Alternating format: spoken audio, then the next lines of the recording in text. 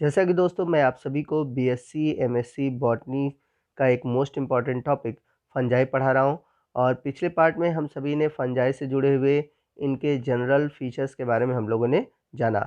आज के इस वीडियो में हम बात करेंगे न्यूट्रिशन इन फंजाई। तो फंजाई के न्यूट्रिशन से रिलेटेड जितने भी टॉपिक हैं हम उनको आज के इस वीडियो में बहुत ही डिटेल से जानेंगे। और यदि आपने पिछला वीडियो नहीं देखा है तो आप वो वीडियो ज़रूर देख लीजिए। उस वीडियो का लिंक मैंने आज के इस वीडियो के नीचे डिस्क्रिप्शन बॉक्स में दे रखा है, तो उस लिंक पर क्लिक करके आप पिछले वीडियो को देख सकते हैं। तो आइए आज के वीडियो की शुरुआत करते हैं और बात करते हैं फंगल न्यूट्रिशन की। They are chlorophyll deficient organism hence can not manufacture carbohydrates. तो यदि हम बात करें फंजाई की, तो फंजाई में क्लोरोफिल नहीं पाया जाता और क्लोरोफिल न पाए जाने के कारण ये अपने फूड का फॉर्मेशन नहीं कर सकता और फूड का फॉर्मेशन न करने के कारण इसे हम हेट्रोट्रॉफिक कहते हैं। So the all fungi are chemo heterotrophic, that's means they are chemo organotrophic and they need pre existing organic sources in their environment. तो फंजाई को कीमो हेट्रोट्रॉफिक कहा जाता है। क्यों कहा जाता है? क्योंकि ये केमिकली अपने फूड को लेते हैं, यानी फूड का सिंथेसिस करते हैं। अब इस फूड फॉर्मेशन की प्रक्रिया में ये पहले से मौजूद जितने भी ऑर्गेनिक सोर्सेस हैं इन्वायरमेंट में, उनके द्वारा ही अपने फूड का फॉर्मेशन करते हैं, इसलिए इन्हें हम कीमो ऑर्गेनोट्रॉफिक भी कहते हैं।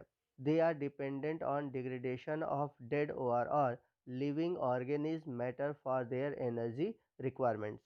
तो ये अपने एनर्जी रिक्वायरमेंट के लिए सड़े गले पदार्थों या फिर मरे हुए पदार्थों, इसके अलावा जो जीवित जीव हैं चाहे जंतु हों या पौधे हैं, उन पर निर्भर रहते हैं। और यहाँ पर आप एक इम्पॉर्टेंट पॉइंट याद रखिएगा, चाहे कोई लिविंग ऑर्गेनिज्म हो, प्लांट हो, एनिमल हो या फिर डेड ऑर्गेनिज्म हो, उनकी जो बॉडी होती है वो ऑर्गेनिक मैटर से बनी होती है। तो फंजाई को ऑर्गेनिक मैटर लिविंग या डेड ऑर्गेनिज्म से मिलता है। तो आइए चलते हैं अगले टॉपिक की ओर। अगला टॉपिक है मैकेनिज्म ऑफ न्यूट्रिशन, यानी कि फंजाई कैसे ऑर्गेनिक कंपाउंड को अपने अंदर लेते हैं। यदि हम बात करें small molecule like simple sugar, amino acid and soluble compound can be absorbed directly across the fungal cell wall and plasma membrane। तो जो स्मॉल मॉलिक्यूल हैं वो डायरेक्टली फंगल वाल या फिर प्लाज्मा मेम्ब्रेन द्वारा एब्जॉर्ब किए जाते हैं। जैसे कि बात करें शुगर, एमिनो एसिड, ये सभी जो सॉल्युबल कंपाउंड है वो डायरेक्टली अंदर ले लिए जाते हैं। वही हम बात करें लार्ज मॉलिक्यूल और कॉम्प्लेक्स मॉलिक्यूल की, such as polymer, polysaccharide, protein, amino acid must be broken down into smaller molecule which can then be absorb. तो जो लार्ज मॉलिक्यूल हैं जैसे कि पॉलीसेकेराइड है, प्रोटीन है, तो ये सभी पहले छोटे मॉलिक्यूल में तोड़े जाते हैं और उसके बाद एब्जॉर्ब किए जाते हैं।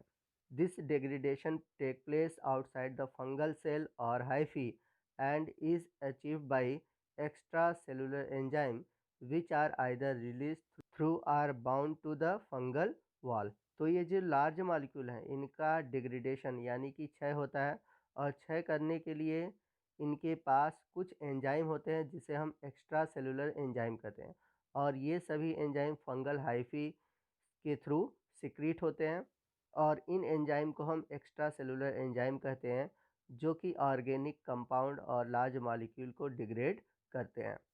और इस डिग्रेडेशन प्रॉपर्टी के कारण हम फंजाई को इकोसिस्टम में एक अलग प्लेस पे रखते हैं जिसे हम बोलते हैं डीकम्पोज़र। तो जो फंजाई होते हैं वो डीकम्पोज़र प्रॉपर्टी के होते हैं। डीकम्पोज़र को हम अपघटक के नाम से जानते हैं। तो डीकम्पोज़र के अंतर्गत सूक्ष्मजीव और फंजाई आते हैं जो कि ऑर्गेनिक मटेरियल चाहे लिविंग हो चाहे डेड हो उनको डिकम्पोज करते हैं और डिकम्पोज करके स्मॉल मॉलिक्यूल में कन्वर्ट कर देते हैं। और ये स्मॉल मॉलिक्यूल जो प्लांट होते हैं और ग्रीन प्लांट होते हैं वो उनका यूज़ एज ए मिनरल्स करते हैं। आइए चलते हैं नेक्स्ट टॉपिक की ओर। हमारा नेक्स्ट टॉपिक है mode of nutrition. On the basis of mode of nutrition the fungi are classified into 4 group. तो न्यूट्रिशन के आधार पर फंजाई को 4 ग्रुप में बांटा गया है। फर्स्ट है सेप्रोफाइट, सेकंड है पैरासाइट, थर्ड है सिम्बियोटिक और फोर्थ है प्रीडेशियस। तो आइए फर्स्ट हम बात करते हैं सेप्रोफिटिक फंजाई की। Saprophytic fungi obtain their nutrition from the dead organic matter, may be both animal or plant। तो जो सैप्रोफिटिक फंजाई होते हैं, जिन्हें हम मृतोपजीवी के नाम से जानते हैं, ये अपना भोजन डेड ऑर्गेनिक मैटर, चाहे वो प्लांट हो चाहे एनिमल, उनसे लेते हैं। Some species bear special structure for absorb of nutrition is called rhizoids. तो कुछ ऐसे स्पोरोफाइट फंजाई होते हैं जिनके पास न्यूट्रिशन को एब्जॉर्ब करने के लिए एक स्पेशल स्ट्रक्चर पाई जाती है, जिसे हम राइजोइड कहते हैं। These fungi mainly produce exoenzyme for release of simple organic matter. तो ये फंजाई कुछ विशेष प्रकार के एक्सोएंजाइम सिक्रीट करते हैं जो कि ऑर्गेनिक मैटर को डिकम्पोज करते हैं। They may grow on the surface of organic matter और grow inside the organic matter. तो ये जो सैप्रोफिटिक फंजाई होते हैं वो ऑर्गेनिक मैटर के अंदर या फिर बाहर की ओर न्यूट्रिशन को एब्जॉर्ब करते हैं। यदि एग्जांपल की बात करें, म्यूकर, राइजोपस, एस्परजिलस, ये सभी सैप्रोफिटिक फंजाई हैं। अब बात करें हम सैप्रोफिटिक फंजाई के टाइप्स की, तो ये 2 टाइप्स के होते हैं। फर्स्ट है ऑब्लिगेट सैप्रोफाइट और सेकंड है फैकल्टेटिव सैप्रोफाइट। तो आइए सबसे पहले हम बात करते हैं ऑब्लिगेट सैप्रोफाइट की। Those fungi grow only on dead organic matter and do not have the capacity to infect the plant or animal. This type of fungi is called obligate saprophyte. ऐसे फंजाई जो कि केवल dead organic matter पर पाए जाते हैं और ये कभी भी पैरासाइट की तरह बिहेव नहीं करते। कहने का मतलब ये है कि ये डेड ऑर्गेनिक मैटर से ही केवल भोजन लेते हैं।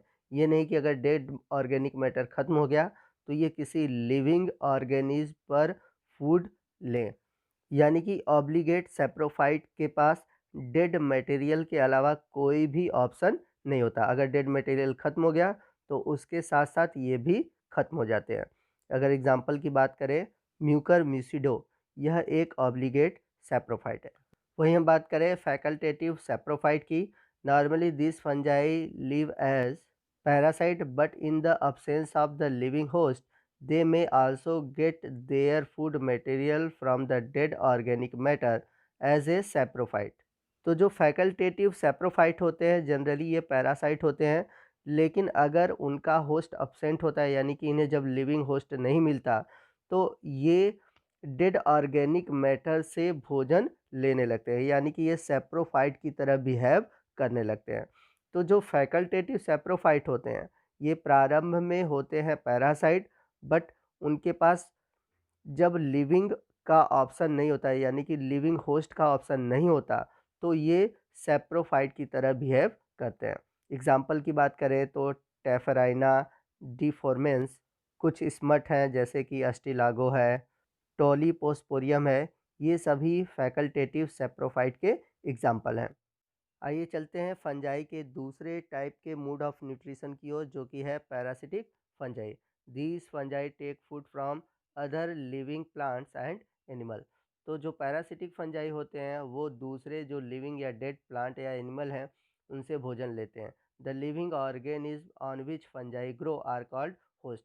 और जिस लिविंग ऑर्गेनिज्म से फंजाई भोजन लेते हैं उन्हें हम होस्ट कहते हैं। The growing fungi are harmful to the host as develop disease condition in their host.